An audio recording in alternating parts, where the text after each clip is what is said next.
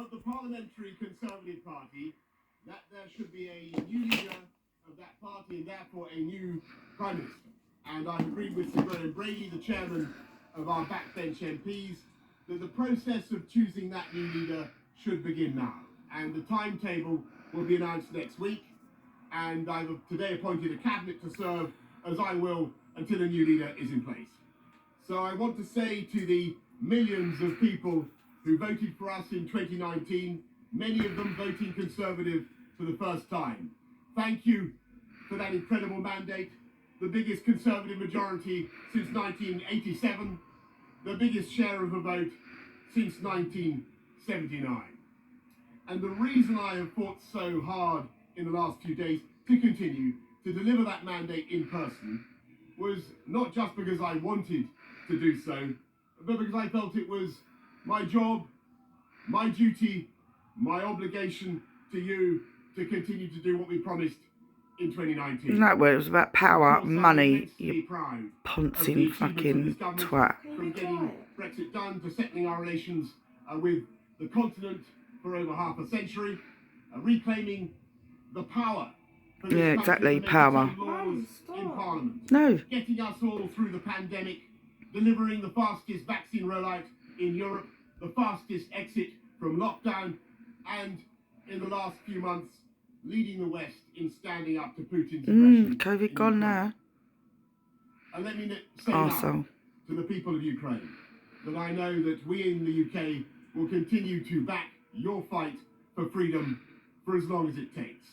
And at the same time, in this country, we've been pushing forward a vast programme of investment in infrastructure and skills and technology, the biggest in a century, because if I have one insight into human beings, it is that genius and talent and enthusiasm and imagination are evenly distributed throughout the population, but opportunity is not. And that's why we must keep levelling up, keep unleashing the potential of every part of the United Kingdom. And if we can do that in this country, we will be the most prosperous in Europe. And in the last few days, I've tried to persuade my colleagues that it would be eccentric to change governments when we're delivering so much, and when we have such a vast mandate, and when we're actually only a handful of points behind in the polls, even in mid-term after quite a few months of pretty relentless sledging, and when the economic scene is so difficult domestically. Fucking clown. Internationally. And I regret not to have been successful in those arguments, and of course it's painful not to be able to see through so many ideas and projects myself. But as we've seen at Westminster, look, he's got a smirk. The herd instinct is powerful. When the herd moves, it moves. And my friends, in politics, no one is remotely indispensable. And our brilliant and Darwinian system will produce another leader equally committed to taking this country forward through tough times, not just helping families to get through it, but changing and improving the way we do things, cutting burdens on businesses and families, and yes, cutting taxes, because that is the way to generate the growth and the income we need to pay for great public services. And to that new leader, I say, whoever he or she may be, I say I will give you as much support as I can. What's he saying, the man shouting? And to you, the British public, I know yeah, that they're there booing will be him. many people who are relieved, and perhaps quite a few who will also be disappointed. And I want you to know how sad I am to be giving up the best job in the world. But them's the breaks. I want to thank Carrie and our children and all the members of my family who have had to put up with so much for so long.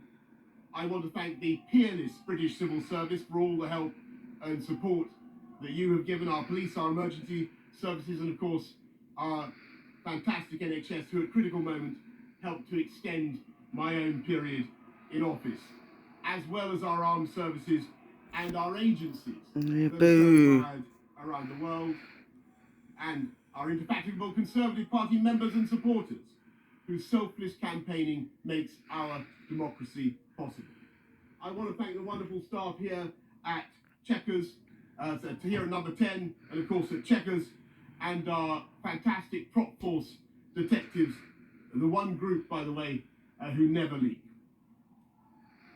Above all, I want to thank you, the British public, Fuck for off. the immense privilege that you have given me. Yeah, lined your pockets. And I want you to know that from now on, until the new Prime Minister is in place, your interests will be served and the government of the country will be carried on.